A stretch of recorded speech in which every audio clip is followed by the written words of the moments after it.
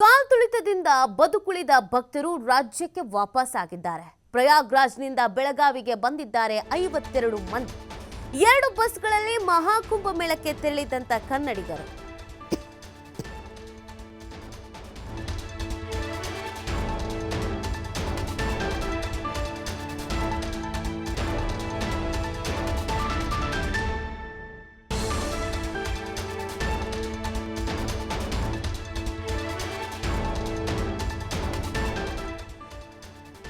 ಮೊನ್ನೆ ನಡೆದಂತ ಕಾಲ್ತುಳಿತದಲ್ಲಿ 4 ಕನ್ನಡಿಗರು ಸಾವನ್ನಪ್ಪಿದ್ರು.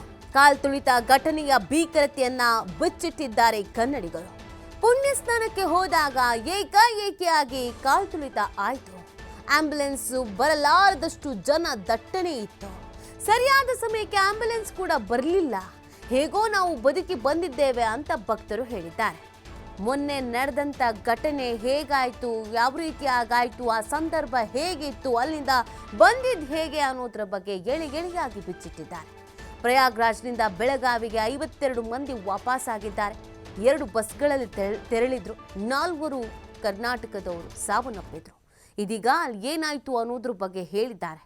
ಕಾಲ್ತುಳಿತ ಯಾಕಾಯ್ತು, ಅಲ್ಲಿ ಆಂಬ್ಯುಲೆನ್ಸ್ ಕೂಡ ಬರಲಾಗದಂಥ ಪರಿಸ್ಥಿತಿ ಇತ್ತು, ಅಲ್ಲಿಂದ ಹೇಗೆ ನಾವು ಬದುಕಿ ಬಂದಿದ್ದೇವೆ ಅನ್ನೋದ್ರ ಬಗ್ಗೆ ಭಕ್ತರು ಮಾತನಾಡಿದ್ದಾರೆ.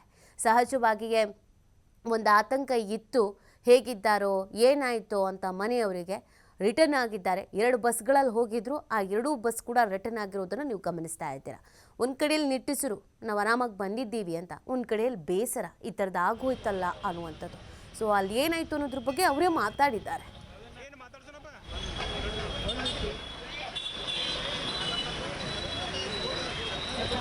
कोणालाही त्रास दिलेला नाही आहे लोकांनी. फक्त जे काय प्रयागराजमध्ये तिथं गेल्यानंतर जे काय गर्दीमध्ये जे काय सगळे विस्कटले, त्या एक प्रॉब्लेम सोडलं तरी कुणालाही कसलाही प्रॉब्लेम दिलेला नाही आहे. त्यांना कसल्याच प्रकारची अडचण येऊ नये त्या कारणामुळे आम्ही लोकांनी त्यांना गळ्यात आयडेंटिटी कार्ड, त्याच्यावरती मोबाईल नंबर, त्यांना कॅब दिलेल्या होत्या, जेणेकरून गर्दीमध्ये आपला ग्रुप ओळखायला यावा. त्या कॅबचं कलर ओळखून आपण जवळपास आम्ही 5 गाडीचे ड्रायव्हर, त्याच्यानंतर आम्ही 2 जण टूर मॅनेजर, त्याच्यानंतर आमची 5 जणांची स्वयंपाकाची टीम. जसं आम्हाला कळालं ते काय हे झालं, त्याच्यानंतर आम्हाला कर्नाटक सरकारकडून, तुमच्या मीडियाकडून इतका आम्हाला फोन वगैरे करून आमची चौकशी करण्यात आली. त्याच्यानंतर कर्नाटक सरकारकडून आम्हाला भरपूर DC ऑफिस, त्याच्यानंतर जिल्हाधिकारी, भरपूर SP ऑफिसकडनं फोन करून आम्हाला वाटतं तुम्ही कुठं आहात, कसे. ಪ್ರಯಾಗ್ರಾಜದಲ್ಲಿ ಸೆಕ್ಟರ್ ಇದೆ 3-4. ಆ ಸೆಕ್ಟರ್ದಲ್ಲಿ ಒಂದು 9 ಪೀಪಲ್ದು ಒಂದು ಗ್ರೂಪ್ ಇತ್ತು. ಅಲ್ಲಿ ಅದರಲ್ಲಿ ಇವ್ರು ಮೃತಾಗಿದ್ದ ಅರುಣ್ ಕೊಪ್ಪರ್ಡೆ, ಮಹಾದೇವಿ ಬಾವನೂರ, ಮತ್ತು ಜ್ಯೋತಿ ಹತ್ತರ್ವಾಟ ಮತ್ತು ಮೇಘಾ ಹತ್ತರ್ವಾಟ, ಇವರೆಲ್ಲರೂ ಅದರಲ್ಲೇ ಇತ್ತು. ಮತ್ತು 5 ಮಂದಿ ಇದ್ದರು ಇದರಲ್ಲಿ. ಅವ್ರ 5 ಮಂದಿರಿಗೂ ಸ್ವಲ್ಪ ಹತ್ತಿದೆ. ಯಾಕಂದ್ರೆ ಅಲ್ಲಿ ಹೋಗುವಾಗ ಸ್ವಲ್ಪ ರಶ್ ಆಯಿತು. ರಶ್ದಾಗ ಬರುವಾಗ ಅಲ್ಲಿಂದ ಜನರದ ಗಡ್ಬಡಾಗೆ ಅಲ್ಲಿಂದ ಬರುವಾಗ ಸ್ವಲ್ಪ ಓಡ್ ಬಂದರು. ಅದ್ರಾಗ ಇವರು ಸಿಕ್ಕೊಂಡು ಕುಂತ್ರೆ ಅವಾಗ ಬ್ಯಾಗ್ ಬಿಗಿದ್ದು, ಅಲ್ಲೇ ಬ್ಯಾಗ್ ಎಲ್ಲ ಕೂಡಿ ತೊಗೊಂಡು ಹೋಗಬೇಕಾಗಿತ್ತು.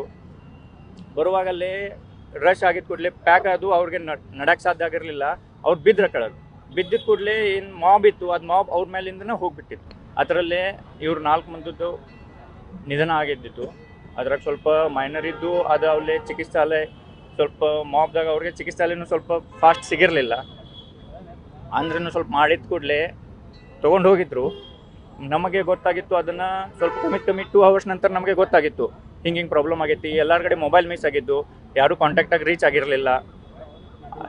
ನೆಟ್ವರ್ಕ್ ಇಶ್ಯೂಸ್ ಕೆಲವೊಂದಾಗ, ಯಾಕಂದರೆ ಮಾಬ್ ಪೂರ್ತಿ ಮಾಬ್ ಇಷ್ಟ ಆಯಿತು, ಅಲ್ಲೇ ಸ್ವಲ್ಪ ನೆಟ್ವರ್ಕ್ ಇಶ್ಯೂನು ಬಂತ.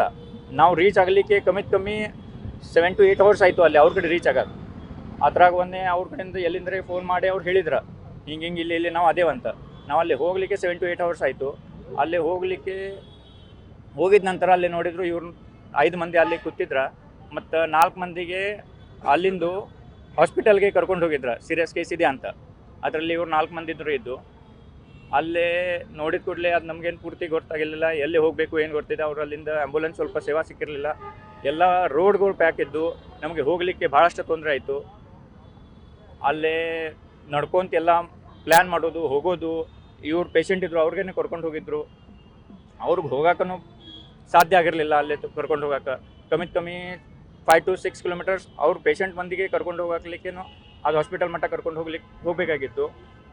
ಅಲ್ಲಿ ಹೋಗಿದ ನಂತರ ಹಾಸ್ಪಿಟಲ್ದಾಗೂ ಲಿಸ್ಟ್ ಇದ್ದು ಅವು ಲಿಸ್ಟ್ಗಳು ಸಾಧ್ಯ ಆಗಿರಲಿಲ್ಲ. ಎಲ್ಲಿನೂ ಎಷ್ಟು ಮಂದಿ ಇದ್ದು ಅಲ್ಲಿ, ಬಟ್ ಅದ್ರಾಗ ನಮ್ದು ಹೆಸರು ಇದ್ದಿರಲ್ಲ. ಬೇರೆ 2-3 ಹಾಸ್ಪಿಟಲ್ ಇದ್ದು, ಅಲ್ಲೇ ಕರ್ಕೊಂಡು ಹೋಗಿದ್ರು.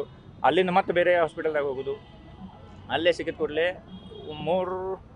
ಅಪ್ರಾಕ್ಸಿಮೇಟ್ಲಿ 2 ಗಂಟೆಗೆ ಮಧ್ಯಾಹ್ನ 29ಕ್ಕೆ ನಮಗೆ ಗೊತ್ತಾಯಿತು ಹಿಂಗೆ ಇವ್ರದ್ದು ಅದು ಮಾಬ್ದಲ್ಲಿ ಸ್ವಲ್ಪ ಇದಾಗೆ ಡಿಕ್ಲೇರ್ ಆಗೈತೆ ಅಂತ. ಆವಾಗ ನಾವು ಸ್ವಲ್ಪ ಅಲ್ಲಿ ಎಲ್ಲರಿಗೂ ಕಾಂಟ್ಯಾಕ್ಟ್ ಮಾಡಿದ್ದು.